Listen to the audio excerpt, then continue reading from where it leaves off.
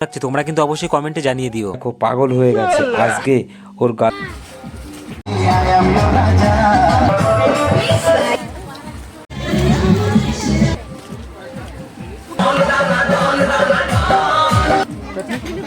ভিডিওটা থাম্বনেল দেখে তোমরা বুঝতে পারছো বন্ধুরা আজকে আমরা কোথায় যাচ্ছি। হাতে আমার ক্যাটারিং এর ব্যাগ, তাহলে বুঝতেই পারছো আমরা ক্যাটারিং এ এসেছি। শীতকাল পড়তে না পড়তে শুধু চারিদিকে বিয়ে আর বিয়ে। বিয়ে বাড়িতে খাট, আলনা, ড্রেসিং টেবিল এগুলো কি কম্পালসরি দিতেই হবে? সঙ্গে একটা সোফা আছে, তোমাদের দেখাতে পারলাম না। আর আমরা চলে এলাম আমাদের জায়গায়, অর্থাৎ এই যে খাবার টেবিলে। দেখো অবস্থাটা দেখো, খাবারের টেবিল তো এখন সাজানোই হলো না। ক্যাটারিংটা আমার হতে পারে, কিন্তু আমার একটা কথা শুনে না, দেখো আমাকে খালি গায়ে বানিয়ে ফেলেছে। যে যেমন পেরেছে সে তেমন জামা নিয়ে চলে গেছে। আমরা এসেছি ক্যাটারিং বাড়ি কাজ করতে, আর এদিকে দেখো নাটক করছে, রিল বানাতে। না না বন্ধুরা, আমি এদের বলেছি।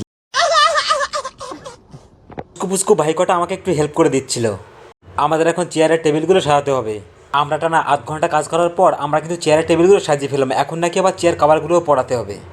আমাদের সঞ্জয় খুব যত্ন করে পরিয়ে দিচ্ছে চেয়ারের কাভারগুলো।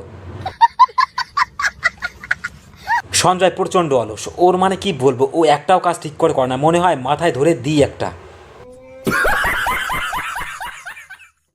মাঝে মধ্যে মনে হয় ওকে ধরে মারি।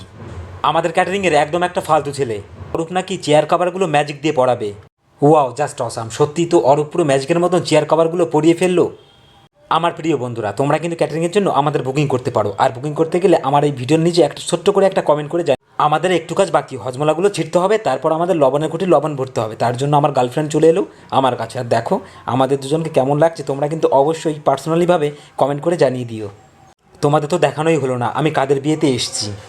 এই দেখো আমি কিন্তু একটা বোনের বিয়েতেই এসেছি ক্যাটারিং করতে, তোমার তো সেটা জানোই। আমরা কিন্তু নেমে পড়লাম ক্যাটারিংয়ের যুদ্ধে, অর্থাৎ আমাদের সার্ভ করা শুরু হয়ে গেল। সময় কিন্তু 8:30 বাজে, সবাই কিন্তু চলে এসছে খাওয়া দাওয়া করতে। আমাদের এইখানে ছেলেরা কিন্তু সব এক একটা হোটেল ম্যানেজমেন্টের কোর্স করার পরেই এইখানে এসছে। যদি এদের সার্ভ করাটা দেখেই তোমরা বুঝতে পারছো এদের মধ্যে কতটা ম্যাচুরিটির মধ্যে দিয়ে কাজ করছে। আর এইসব ছেলেদের এক্সপিরিয়েন্স 2 থেকে 3 বছরের কমসে কম।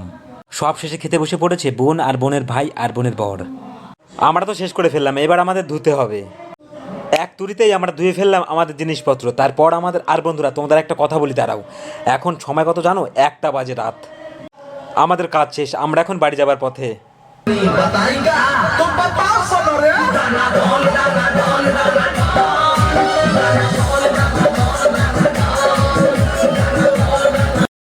তোমাদের বাড়ির যে কোনো অনুষ্ঠানে কিন্তু আমাদের বুকিং করতে পারো। চলো তাহলে বন্ধুরা, টাটা বাই বাই, ভালো থাকবেন, সুস্থ থাকবেন।